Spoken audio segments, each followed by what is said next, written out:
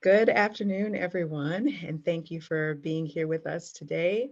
Again, my name is Jovon Perry. For those of you that may be new to this space, I work as the Economic Assistance and Employment Supports Division Director, and I am one of the directors in the Children and Family Services Administrations that champions this work and is a funder of this work. So I just want to give you a little bit of context, a little bit of history about what brings us here.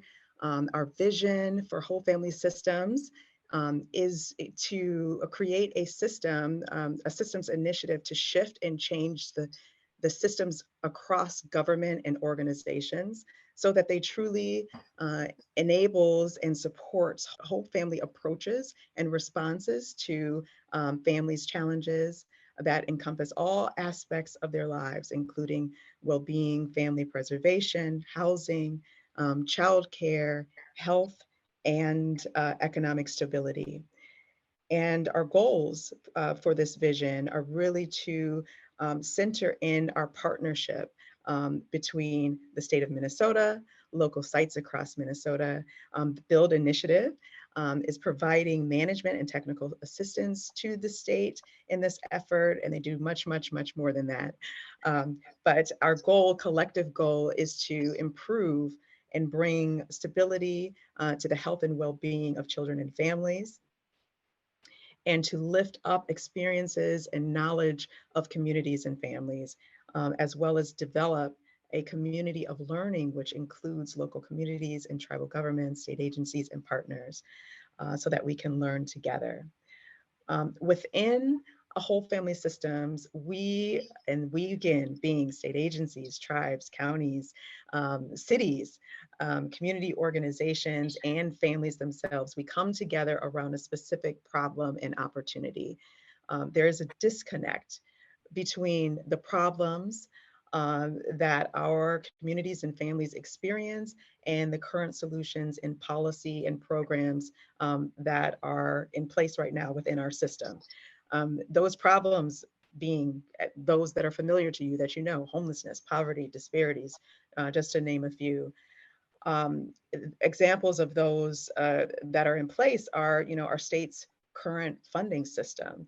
It's siloed, but families' experiences and challenges are not. They are often broad, interconnected, interdependent, and our communities of color and indigenous communities are particularly negatively affected by the failures of our system, and those failures perpetuate the deep disparities that I mentioned earlier, and those are all due to embedded structural racism, as well as the current system is transactional rather than adaptive and transformative and innovative. Within our whole family systems network, we endeavor to stand in and co-create a space to foster innovation and change, and a space that leads to, and those changes, I'm sorry, that lead to a family's increased direct access to the factors that we believe all families need in order to thrive in this American society. So again, those factors are health and well-being, and we're including physical, mental, and behavioral health in that. Early childhood education, post-secondary and employment pathways, social capital, and economic assets. So reimagining how we support the access and growth of a family's economic assets is why we are all here today. That's our focus. Um, and we are going to hear from today across the country leaders who are moving forward pilots for universal benefits, guaranteed income, and flexible grants.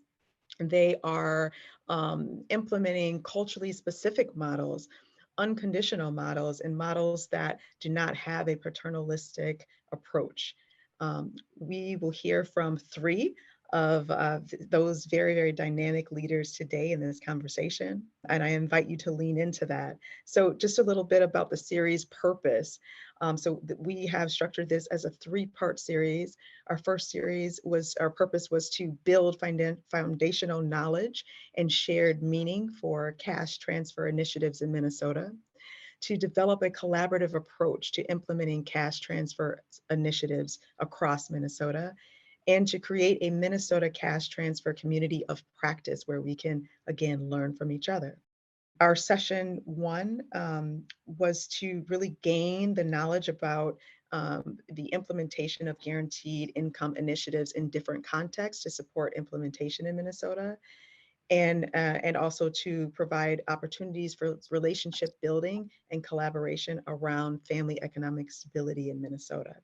So again, I invite you all to lean into this conversation today and the work that is at hand, this opportunity that we all have. Note your questions. Let your feedback be heard. We want to hear from you. We want your feedback to inform the development of this community practice that we share together, and how we learn with each other on this journey. And without any other further ado of me laying the kind of groundwork for context, I'm going to turn it back over to Wendy, who's going to lead us through the next stage of the agenda. Thanks, everybody.